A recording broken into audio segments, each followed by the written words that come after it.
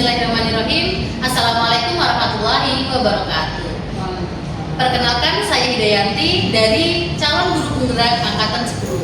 Kali ini saya akan melakukan percakapan dengan rekan kerja saya yaitu Ibu Esi, dan percakapan ini terkait dengan pra-observasi sebelum nanti supervisi di kelas.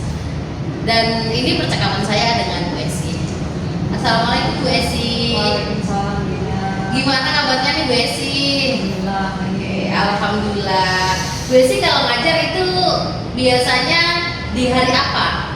Saya dari hari Senin sampai hari Kamis. Oh, Masya Allah. Untuk kelas 12 itu pelajaran apa Bu Esi? Untuk pelajaran budi pekerti.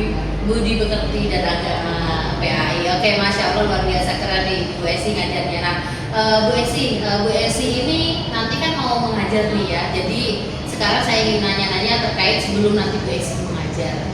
Tujuan pembelajaran yang ingin dicapai Bu Esi apa sih dalam pembelajaran Bu Esi? Sebetulnya kalau kita jadi guru ini bukan cuma menggurui ya, bukan cuma memberi pengajaran, tapi juga menerapkan kepada anak agar anak itu mampu mandiri ketika dia tidak diperintah oleh guru, ya dia mampu, dalam arti kata mampu disiplin. Karena barangkali kalau misalnya dia lagi lupa, lalai, tapi dia lihat gurunya disiplin, jadi merasa diberikan contoh yang baik oleh gurunya. Jadi kalau guru agama ini lebih kepada mendidik anak biar ada kemampuan untuk disiplin, baik itu disiplin untuk ibadahnya maupun disiplin dalam kesehariannya. Nah, terutama kalau saya nih pengen anak-anak ini diantaranya ya sekali lagi ingin anak ini mampu membaca Al-Quran, karena saya risau dengan mereka tidak peduli terhadap Al-Quran, kalamullah. Jadi anak-anak jauh pada pelajaran-pelajaran agama. Saya risau gitu, karena lebih banyak megang HP daripada megang Quran, lebih banyak disirami oleh ilmu pengetahuan yang lain dibanding ilmu pengetahuan agama. Padahal tujuan mereka itu sekali lagi, yang pertama kalau laki-laki itu kan jadi pemimpin, ar-rijalu qawwamuna 'alan nisa. Dia nanti akan memimpin anaknya, istrinya, ibunya, keluarganya, perempuan yang di dalam rumahnya. Jadi saya risau anak mampu membaca Al-Quran dengan baik, minimal lancar gitu. Kemudian juga saya juga pengen anak-anak itu bisa wudu yang baik dan benar gitu. Gak usah terlalu banyak lah, gak usah terlalu muluk-muluk pengen apa-apa gitu. Saya itu pengen anak-anak bisa belajar wudu, belajar yang baik, kemudian juga bacaan sholatnya, gerakan-gerakan sholatnya gitu. Nah, kalau mereka udah mampu seperti itu, jadi mereka kalau berdoa itu di dalam sholatnya itu nggak sia-sia, karena mereka tahu apa yang dibaca, apa yang diinginkan, mereka tahu tujuannya gitu. Karena mereka menghadap Allah itu bukan semata-mata harus pakaiannya saja yang bagus, tetapi juga harus disertai dengan sucinya, dengan berwudhunya, istinjanya. Itu bagian dari keinginan tujuan pembelajaran agama ini biar anak-anak ini mampu mengamalkan agama, khususnya buat kehidupan di sini. Masya Allah, ini luar biasa sekali Bu Esi, mulia sekali ya. Jadi tujuannya ingin anak itu bisa terampil ya dalam kehidupan agama maupun baca Al-Quran dan lain sebagainya. Nah, dari tujuan yang ingin Ibu Esi capai ini, nah, adakah area pengembangan yang ingin Bu Esi capai?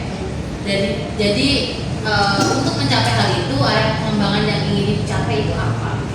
Ya, ini kalau anak-anak itu pagi-pagi kalau misalnya dia kurang semangat, barangkali mungkin di rumahnya, ya namanya anak-anak ya beda-beda keluarganya, beda-beda pikirannya, kemudian juga keluarganya, segala macam permasalahannya. Jadi di dalam rumah dibawa ke dalam kelas. Ada yang mungkin dia kerja, ada yang mungkin dia mungkin dari rumahnya udah bete, malas. Saya pengennya anak-anak itu pagi-pagi ada refleksi, yaitu mereka itu kita ajak dulu lah pakai speaking gitu. Mungkin nggak cocok gitu, tapi saya cocokin aja dengan pelajaran agama misalnya. speakingnya apa misalnya kita alam samsam atau misalnya yang lain, atau juga saya nyuruh anak-anak itu membaca Al-Quran bareng-bareng gitu. Misalnya kayak baca surat Al-Kafirun, ya dia juga pusing surat Al-Kafirun, wala ana wala antum, wala ana wala antum, ujungnya bisa wala dolin, amin gitu. Nah itu kan pusing, tapi itu yang dia pakai sehari-hari. Makanya kita bareng-bareng pagi-pagi itu biar kita itu istilahnya sebelum kita menanamkan kepada mereka benih-benih biar mereka bisa tumbuh di dalam hatinya, kita siram dulu hatinya itu, kolbunya itu kita siram dulu dengan ayat-ayat Al-Quran gitu. Biar mereka itu hatinya itu istilahnya kayak dikasih hujan dulu, disiram ayat dulu, habis itu baru dikasih semai-semai. Masya Allah nih, mantap tuh. Jadi Bu Esi tuh ingin memakan es breaking, terus jadi setelah es breaking jadi biar masuk ke anak ya, ke kalbunya anak. Nah, ini bersolawat Bu. Oh, bersolawat lah, Masya Allah. Misalnya anak-anak tuh saya ajak misalnya Sallu ala nuril ladzi ajassama. Anak-anak tuh minimal dia tuh pernah di kupingnya itu gurunya mengajarkan sholawat, mengajarkan sahadat, mengajarkan perintah-perintah Allah. Minimal dia pernah di kupingnya itu pernah belajar agama gitu. Meskipun nanti mungkin ada lagi guru-guru yang lebih hebat dari saya yang bisa diambil ilmunya. Ya, Masya Allah nih, keren sekali nih area pengembangan yang akan dicapai. Nah, terus untuk meningkatkan hal itu pasti kan ada strategi-strategi nih yang Ibu siapkan. Apa saja sih strategi-strategi yang Bu Esi siapkan itu? Masya Allah, ini kalau strategi ya saya juga bingung karena saya ini bukan guru beneran, ini Bu masih guru-guruan gitu. Jadi saya juga masih banyak berguru kepada yang lain, kepada yang keilmuannya lebih tinggi, lebih banyak membaca, lebih banyak pengembangan. Kalau saya kan istilahnya kalau kayak orang dulu itu kayak periuk Bu, periuk yang ada di dalam dapur. Jadi dia itu tua, itu periuk tuanya tapi di dapur doang, nggak pernah kemana-mana gitu. Jadi tuanya itu tua periuk gitu Bu istilahnya. Tapi saya juga tetap terus belajar karena katanya ada kalanya pecahnya gabah itu bukan oleh gilingan saja. Barangkali pecahnya gabah itu bisa saja dia bersentuhan dengan teman-temannya gitu ya.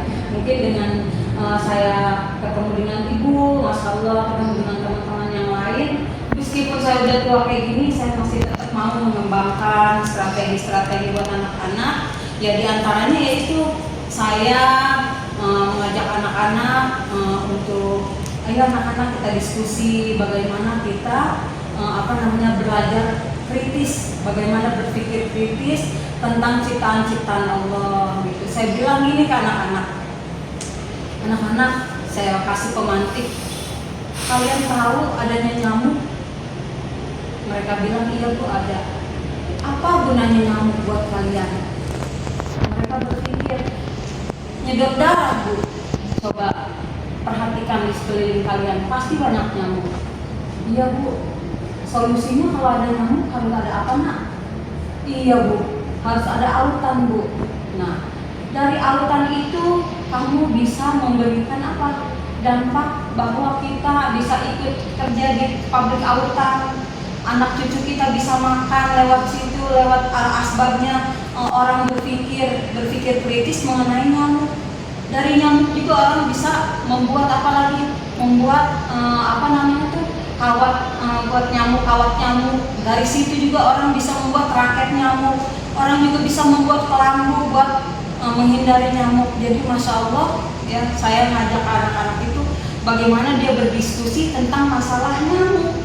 Gak usah terlalu banyak. So anak-anak silahkan kamu buat kelompok bagaimana kita berpikir kritis, mengkritisi tentang ciptaan Allah dan terjadinya siang dan malam. Itu aja Bu, saya nggak banyak-banyak. Silahkan anak-anak dilihat babnya. Kita hari ini berpikir kritis tentang bagaimana kita menyikapi dan mengkritisi tentang ciptaan Allah dan bergantinya siang dan malam. Jadi anak-anak nanti, oh ya Bu, dengan begini nanti ini, oh nanti akan ada tuh anak-anak bilang kemarin, Setelah saya berpikir, maka saya akan ada lagi tumbuh bahwa saya syukur.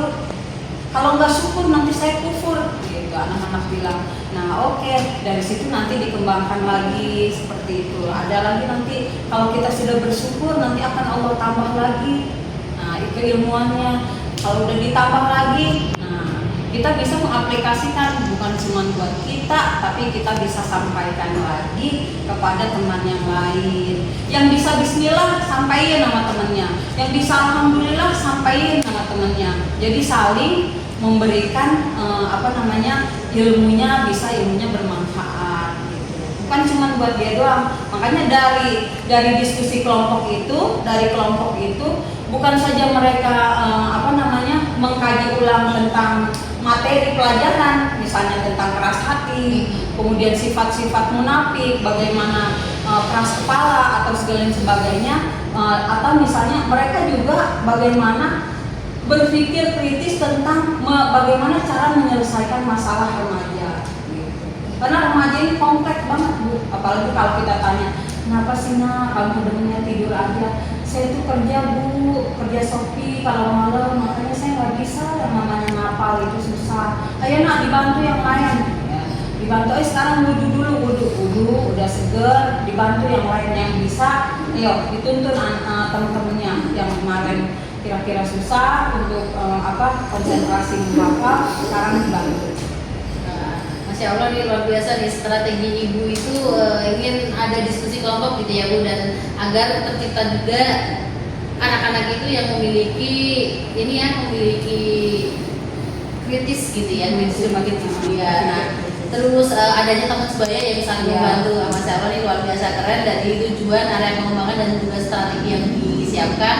Jadi semoga nanti pas saat pembelajaran di kelas bisa terlaksana dan juga lebih baik lagi. Kalau boleh tahu nanti Ibu ngajar di hari apa Ibu? Ya saya ada di hari Selasa di 12 MPLB 1, hari Rabu di 12 MPLB 2. Oke. Nanti kita bertemu ya Bu di pembelajaran di kelas, kita supervisi, jadi saya yang supervisi Ibu.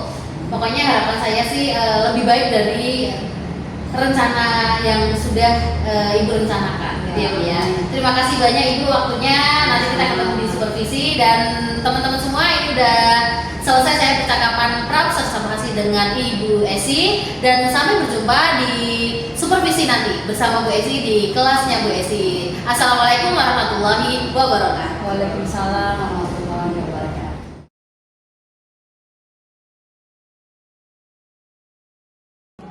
Assalamualaikum. Sehat semuanya anak? Mulai pelajaran pada hari ini alfabetnya kita adalah terlebih dahulu berdoa dimulai.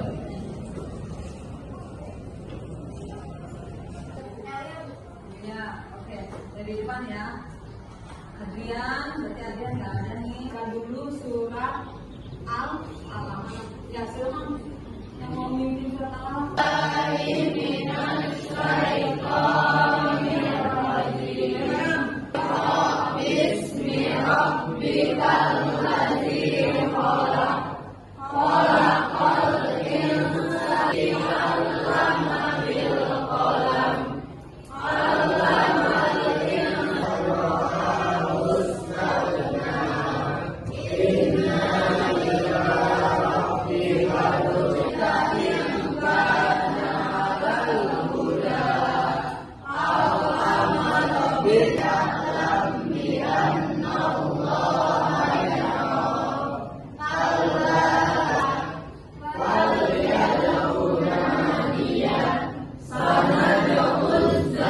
Kalau kemarin kita mempelajari tentang idgham nakis dan ada idgham kamil, ya. Kalau dia udah nggak berbunyi, itu contohnya. Kamil itu artinya sempurna. Kayak seperti apa? Nun, waw, yasmu, ya, ro, mim, waw, ya. Kalau IPA nun mati bertemu dengan huruf yang 15.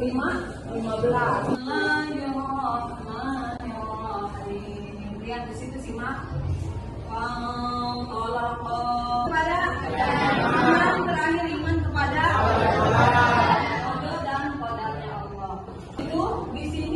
kalimat yang dinamakan dengan La ilaha illallah. Artinya Allah Maha Perhatikan. Allah Razik. Allah Maha memberi rezeki. Ulangin. Allah Khalik. Allah Malik.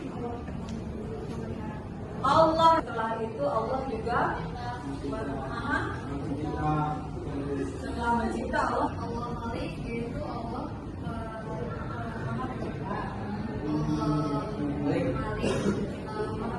ya, mudah-mudahan besok ya di minggu yang akan datang kalian bisa mengikuti pelajaran dengan baik dan bisa mengaplikasikan pada kehidupan kita.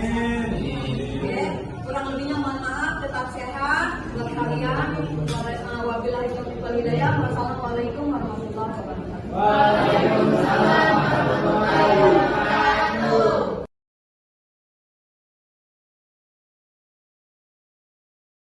Oke, bismillahirrahmanirrahim. Assalamualaikum warahmatullahi wabarakatuh.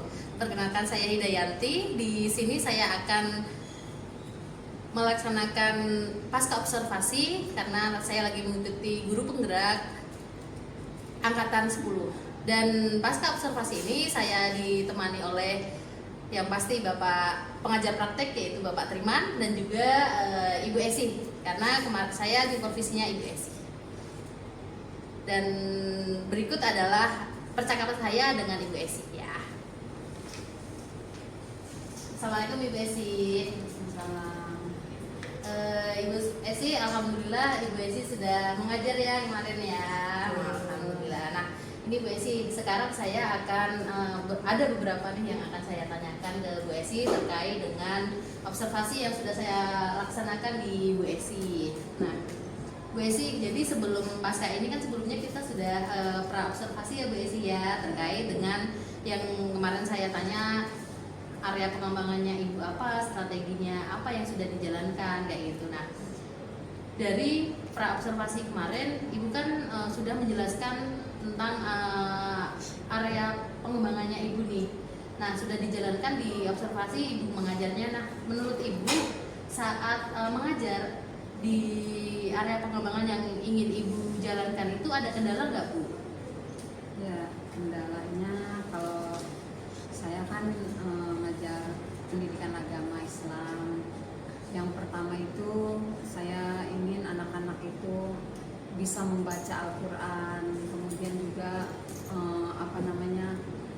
praktek bagaimana dia berwudu, kemudian juga lebih jauhnya lagi mereka bisa memandikan jenazah dan lain sebagainya. Nah, ini dari yang pertama itu saya melihat ya, dan kemudian mempraktekkan kepada anak-anak bagaimana mereka membaca Al-Quran, mengenal Al-Quran, bagaimana bacaannya, kemudian fadilah-fadilahnya biar mereka itu lebih termotivasi untuk belajar.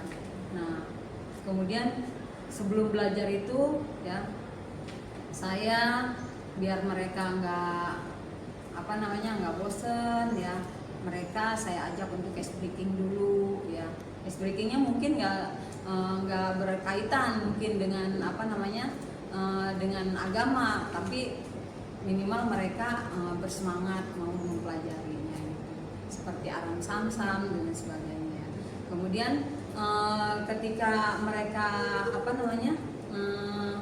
belajar membaca Al-Quran, karena di wilayah kita ini rata-rata anak-anak SMP ini dianggapnya sudah besar dan dia nggak lagi mengaji gitu.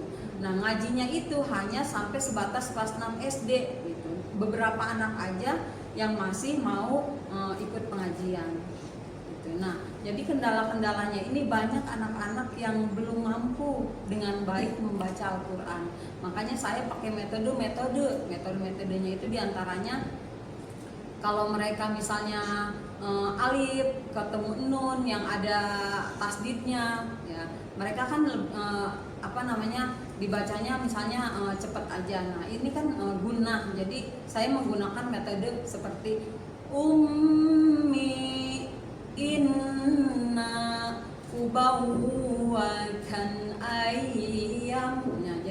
Di antaranya itu mereka ingat kalau misalnya ketika mereka membaca Al-Quran, kalau ada tasdidnya mereka harus dibaca dengan gunnah. Tapi itu kan di antaranya sebagian anak ada yang belum menyentuh kepada gunnah karena mereka belum bisa, belum mampu membaca Al-Qurannya dengan lancar gitu. Nah, kendalanya itu yaitu saya harus flashback lagi. Jadi anak-anak ini saya bikin berkelompok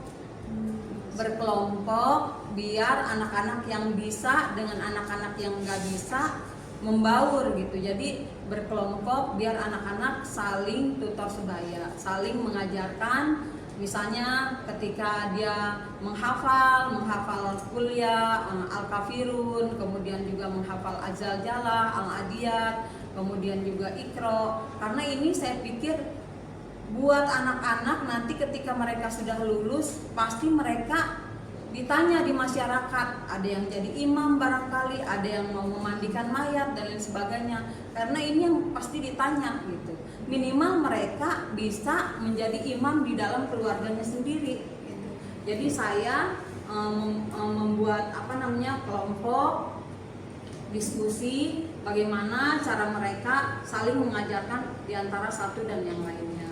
Kalau misalnya yang lainnya belum hafal, kemudian juga membacanya kurang bagus, nah saya taruh di dalamnya itu anak-anak yang sudah mampu, yang sudah bagus tahsin ketika mereka membaca Al-Quran. Jadi saling mengajarkan. Nah, ketika itu kalau misalnya sudah, nanti mereka membuat video bagaimana perkembangan mereka di kelompoknya masing-masing.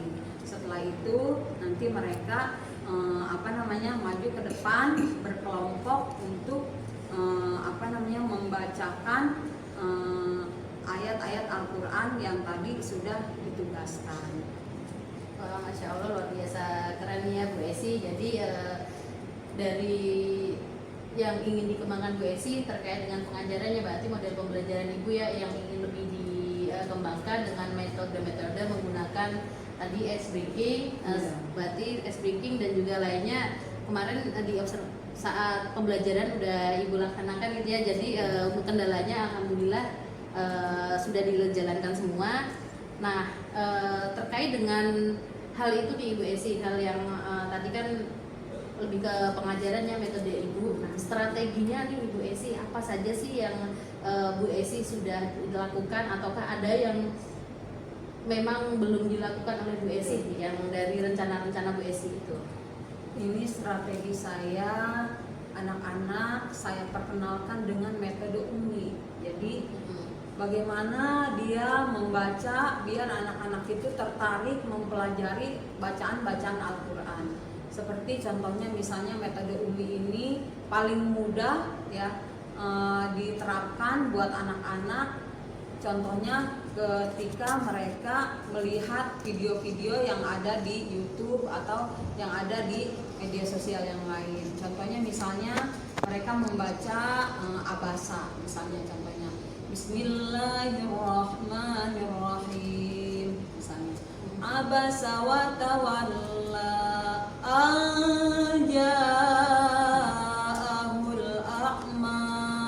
Itu kan dari bacaan-bacaan yang mereka pelajari masing-masing, dilihat di videonya mereka masing-masing ya, itu mereka terbantu dengan adanya panjang pendeknya. Jadi nggak berlebihan gitu, nggak sesuai dengan dialektika yang mereka punyai. Misalnya, oh di kampung saya panjangnya segini Bu, di kampung saya panjangnya segini. Tapi dengan metode Umi kita bisa menyamakan persepsi bahwa kalau satu harokat, 2 harokat, 3 harokat dibacanya seperti yang ada pada metode Umi. Jadi menggunakan strateginya, menggunakan ini ya agar anak tertarik dengan mengaji itu, membaca Al-Quran karena kebetulan pelajaran agama. Jadi menggunakan metode Umi dalam pembelajaran. Masya Allah, ini luar biasa keren Bu Esi. Nah nih Bu Esi, jadi kan Bu Esi udah melaksanakan rencana-rencana dan tadi sudah dijelaskan juga kedepannya nih Bu Esi, menurut Ibu adakah yang mungkin masih menjadi kendala itu solusinya menurut Bu Esi itu bagaimana? Terus adakah rencana tindak lanjut Bu Esi untuk pembelajaran untuk cara mengajar Bu Esi ke depannya untuk lebih baik lagi? Saya pengen tujuan saya ya, saya pengen anak-anak itu minimal dia tahu bahwa Al-Quran ini adalah satu-satunya teman buat kita nanti di kuburan, karena kita ini makhluk akhirat gitu. Saya selalu kepada anak-anak itu memberikan arahan bahwa tauhid itu yang lebih pertama, bahwa kita ini cuma makhluk gitu. Kemudian juga Allah itu Khaliq, ya Allah itu Maha pencipta. Kemudian setelah diciptakan, aku kasih tahu ke anak-anak bahwa kita itu pasti dipelihara gitu. Allah itu Maha memelihara. Setelah kita dipelihara, pasti kita dikasih rezeki. Allah Maha Razik. Selalu setiap saya dalam pertemuan itu anak-anak saya kasih arahan bahwa kita harus terus berjuang mengembangkan potensi yang ada pada diri kita, terutama potensi kita ketika kita mau membaca Al-Quran dengan baik dan benar. Seperti itu, Bunda. Kemudian kalau misalnya memang anak-anak ada yang udah lebih pandai dari saya banyak berdiskusi juga dengan mereka, seperti sama Adit yang mau yang mau banyak belajar, kemudian juga sama Gali yang kemarin bacaannya juga sudah bagus. Saya banyak diskusi dengan mereka, dengan Kabir barangkali anak MPLB, karena suaranya bagus, bacaannya bagus. Nah itu mereka yang mau belajar dan mengembangkan diri itu biar mereka lebih tertarik lagi. Begitu juga kalau misalnya dia lagi males, lagi ini, saya tanya, kamu senang sholawatan nggak? Kita sholawatan gitu. Nah biar apa? Biar mereka itu nggak bete di dalam kelas. Nah jadi tujuan pembelajaran saya ini minimal anak itu ngerti bahwa dia itu membaca Al-Quran itu wajib bisa gitu. Wajib bisa buat diri dia sendiri, karena dia nanti bakal jadi pemimpin. Yang perempuan bakal jadi ibu yang buat anak-anaknya, yang laki-laki bertanggung jawab buat keluarganya. Kalau dia nggak bisa baca Al-Quran, bagaimana dengan anak dan keluarganya? Jadi titik berat saya itu yang pertama itu bagaimana anak bisa membaca Al-Quran di dunia. Berarti ya, Ibu ingin lebih memotivasi anak ya, sama Ibu mengadakan diskusi kelompok. Apakah ada rencana lain Ibu selain dua hal ini, selain memberikan motivasi sama diskusi kelompok Ibu? Saya kalau buat anak yang yang punya prestasi gitu, tanya Arab, kalau saya lebih suka tuh anak saya kasih reward anak-anak gitu. Kalau misalnya anak yang bisa gitu, yang mau berprestasi, yang mau belajar, yang mau sungguh-sungguh, insya Allah saya kasih reward. Itu sudah saya lakukan kepada anak-anak. Berarti Bu Esi mencoba untuk memberikan apresiasi ya Bu Esi ya. Oke, terima kasih Bu Esi sudah mengikuti berbagai rangkaian kegiatan terkait dengan observasi ini. Semoga nanti kedepannya kegiatan belajar mengajar itu bisa menjadi lebih baik lagi. Yang tadinya memang menjadi area pengembangan Ibu, nanti kedepannya bisa dikembangkan lebih lagi. Dan juga tadi rencana-rencananya dari Bu Esi bisa juga nanti ditambahkan di pembelajaran berikutnya Bu Esi. Pokoknya terima kasih ya Bu Esi ya. Sampai jumpa di observasi berikutnya Bu Esi ya. Assalamualaikum warahmatullahi wabarakatuh. Waalaikumsalam.